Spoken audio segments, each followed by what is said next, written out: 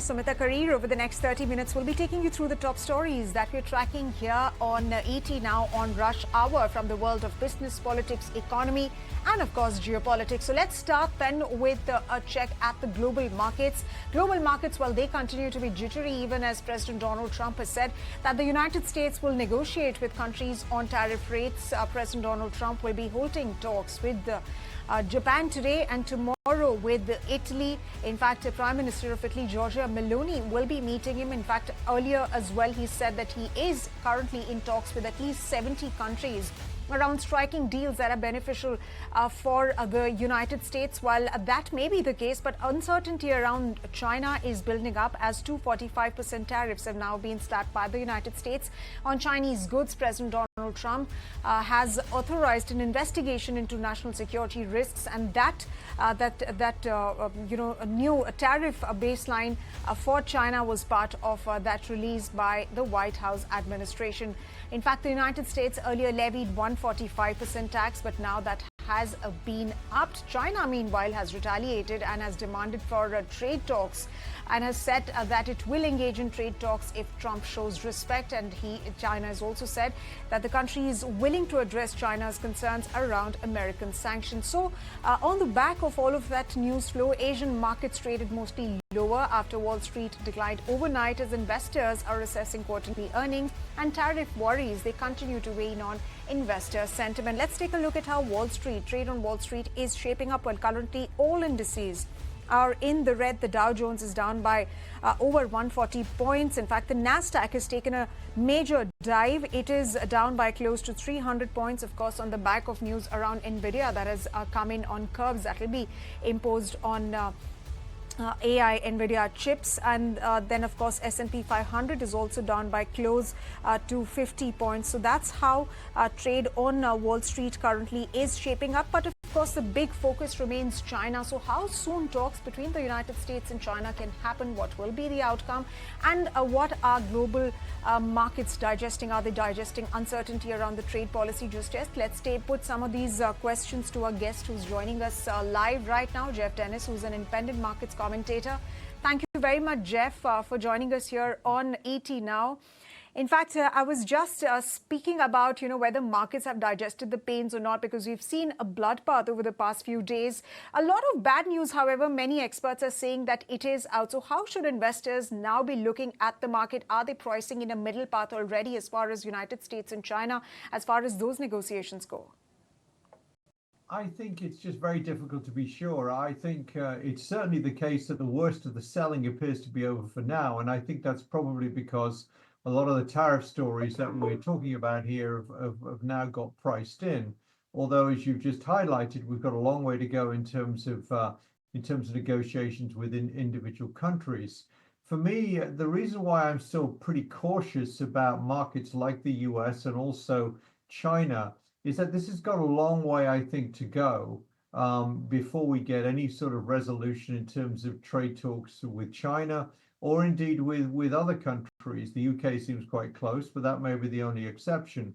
Meanwhile, I think the other thing that's worrying the markets, at least I think it has been over the last few days, is the risk of a pickup in prices once again, a possible spike in inflation because of the tariffs, and also notwithstanding the strong retail sales number today, which I think had everything to do with people buying stuff before the tariffs came into effect, I think there's great concern about the economy. So I think investors have still got to be very, very cautious here about assuming that we've hit the bottom.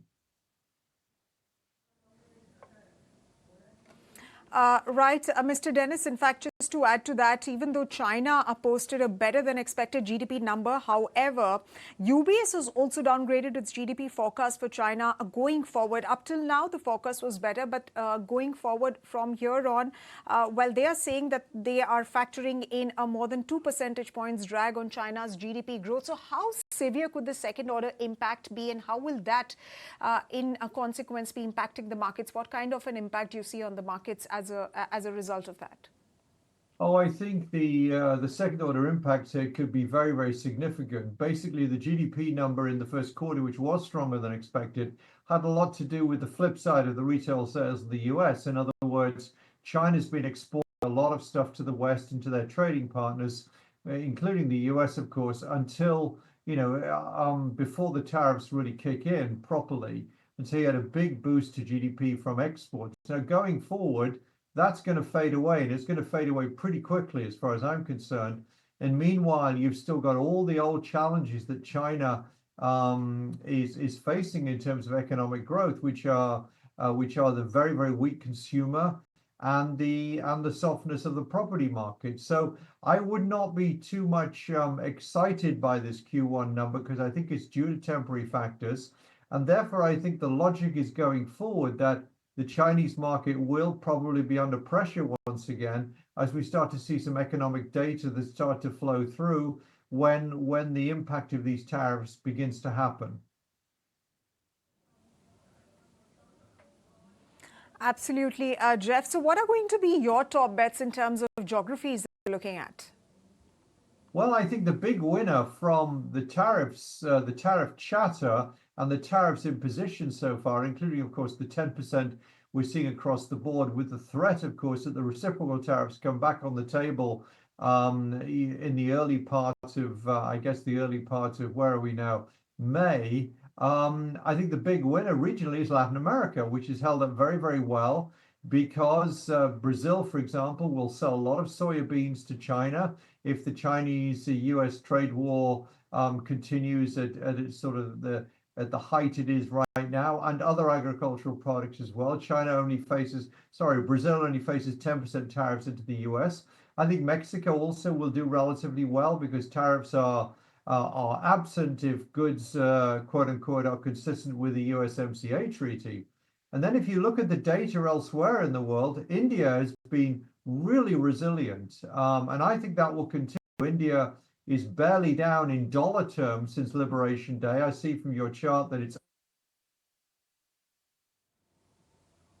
pretty strong.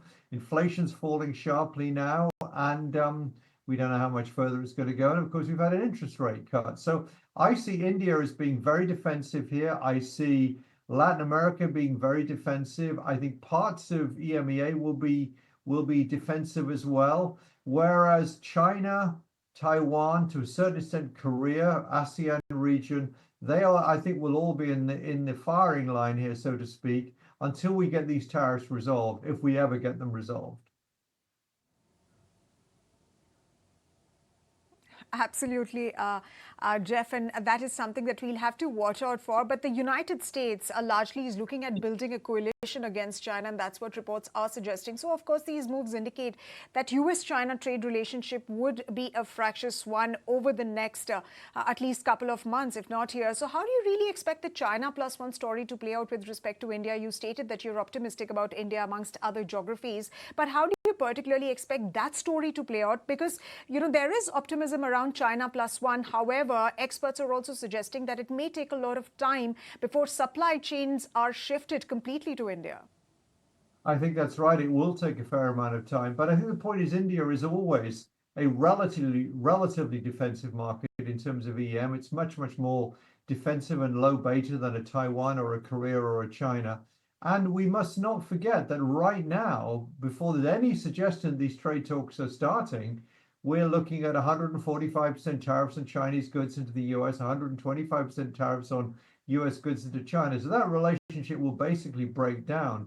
And although it will take time, as I say, for these supply chains to be shifted, they will get shifted over time. And so unless India gets walloped, the reciprocal tariffs that Trump announced and then paused, I see India as a big beneficiary here, but in an environment also where suddenly I think the domestic environment looks a little bit more hopeful because, as I say, you've got lower inflation and scope perhaps for at least another cut in interest rates by the RBI. So for me, it's a no-brainer here. India looks defensive. China is still very vulnerable because the trade war is very, very intense. It might improve, but we've got to get there first. And Trump, as we all know, does not like to back down. Absolutely, Jeff. But by when would we see markets maintaining some sort of consistency, given that you just stated that we don't know when the United States is going to engage in a negotiation with China? So how soon before we see the good news on the markets front? I think it's very hard to tell, and I'm not trying to be awkward and ignore the question. It's very, very hard to tell, and I think you simply have to play it day by day, week by week, according to what happens with these talks, because the flood of data, or I should say, the flood of commentary and announcements out of the White House is just unbelievably strong and high.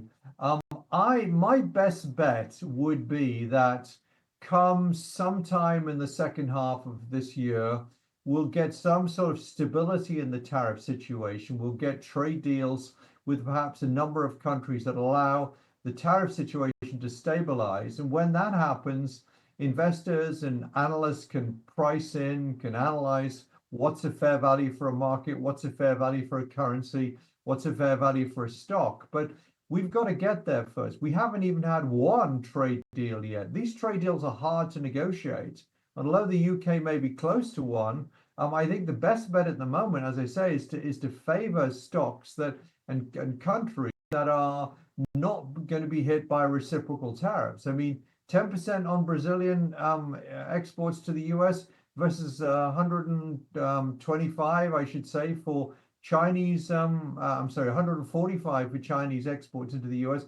That's a kind of a no-brainer, frankly. And a lot of these third countries are going to pick up market share in China because the US is going to be unable to sell some of their goods into China. But it'll take a long time to settle that. Meanwhile, in the short term and the medium term, we have to expect there to be signs of recession in the US, weak growth, which I think are also going to pressure markets. So I think it's going to take a while for this to work itself out. And I think we may be in a better position to take a closer look around mid-year or into the early part of the third quarter. Right, Jeff. In fact, as we speak, are of course noting that Nvidia's shares have sunk 7% on these Chinese ship curves. In fact, that stock is tumbled 8.1%.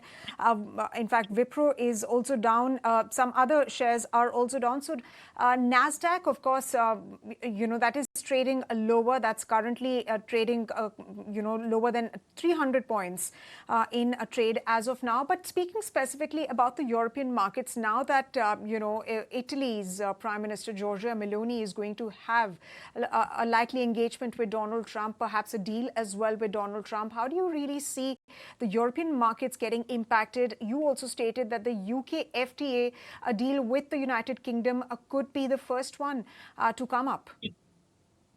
Yes, I mean, I'm only repeating what I've seen in the media myself about the UK. Obviously, I've got no inside track on that. One thing I've not said, which needs to be said, which is very important for the European story, is that the dollar has been surprisingly weak, although, of course, in the last few days it has stabilized somewhat. The dollar trade weighted is down about 4% since the so-called Liberation Day. And what this is indicating, along with, of course, the rise in bond yields, is investors, to a certain extent at the margin, fleeing the US because of concerns over its safe haven status. A lot of that money has gone into Europe, and Europe has been outperforming. Now, if the euro goes too high, that'll cause pain for some of the European exporters. There are many of them. But right now, unless this is the trough of the dollar, which I very much doubt it is, I think it may take time to break lower again. But assuming the dollar breaks lower again because these trade negotiations take a long time because of the recessionary risk in the US, etc., that is going to encourage more and more money to come to Europe, and we have to overlay that the chances of there being some sort of trade agreements between individual countries. That'll be easier to do, I think, than a big trade agreement with China. So all of that points, in my opinion, in terms of developed markets anyway, to favoring Europe over other parts of the world. All right. In fact, as you speak of Europe, let me also take our viewers to what happened in the European markets. Well, the European equity markets, they recovered some lost ground after China indicated a willingness to engage with the United States president, provided the Trump administration shows a more respect, as China has stated. On that note, thank you very much, Mr. Dennis, for joining us and sharing your thoughts with us on where do we stand in terms of the markets and what to look forward to. Appreciate you taking the time out and speaking to us.